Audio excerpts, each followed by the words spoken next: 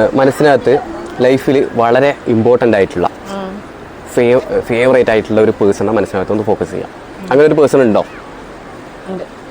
മനസ്സിനകത്തൊന്ന് focus ചെയ്യുക. ഒരുപാട് വർഷമായോ ആ ഒരു ആളുമായിട്ടുള്ള ഇൻട്രാക്ഷൻസ്? കുറച്ച് വർഷമായി. ഓക്കെ, മേ ബി അതൊരു മെയിലായിരിക്കാം, ഫീമെയിൽ ആയിരിക്കാം. Just focus whether it's a male or female. Don't say anything, just think in your mind, don't by lips. Usually ആൾക്കാർ വിചാരിക്കുക ഒരു ഫേവറേറ്റ് പേഴ്സൺ എന്ന് പറയുന്നത്, എൻ്റെ ഒരു ഇൻറ്റ്യൂഷനാണ് ഞാൻ പറയുന്നത്. അതായത് ഒരു മെയിലാണെങ്കിൽ ഒരു ഫീമെയിൽ ആണെങ്കിൽ ഒരു മെയിലിനെയാണ്.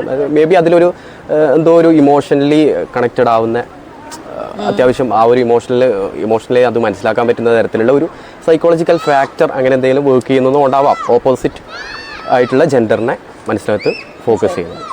ഇവിടെയും അത് പോസിബിൾ തന്നെയാണ്, മെയിൽ തന്നെയാണ്. യാ, ഓക്കെ. ആ ഒരു നെയിമിൽ വരുന്ന ആ ഒരു ലെറ്റേഴ്സ് ഒന്ന് ആലോചിച്ചിരിക്കുക. ഫുൾ ലെറ്റേഴ്സ് അത്ര ഒരു എന്താ പറയുക, it's not a bigger name, ഒരു സ്മോൾ നെയിം തന്നെയാണ്. റൈറ്റ്? യാ.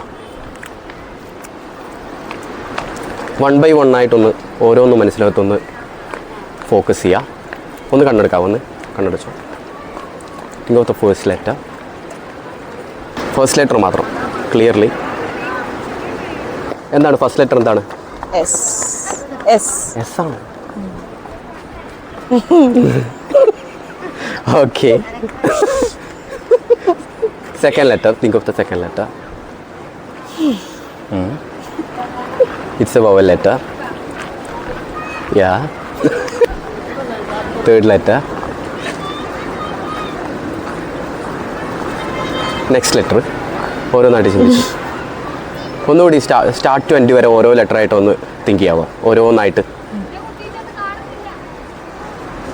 അവിടെ എവിടെയെങ്കിലും ഒരു കെ വരുന്നുണ്ടോ? റൈറ്റ്? യാ. എൻ്റെ ഒരു ഇൻഡ്യൂഷൻ, എൻ്റെ ഒരു ഗസ് ഞാൻ ഇവിടെ എഴുതിയിട്ടുണ്ട്.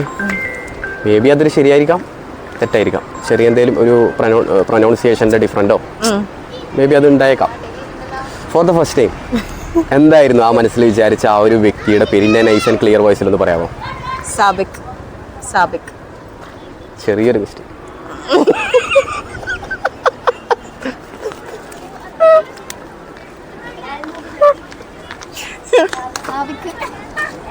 എക്സ്പ്രഷൻസ് എടുത്തേ ഇവിടെ.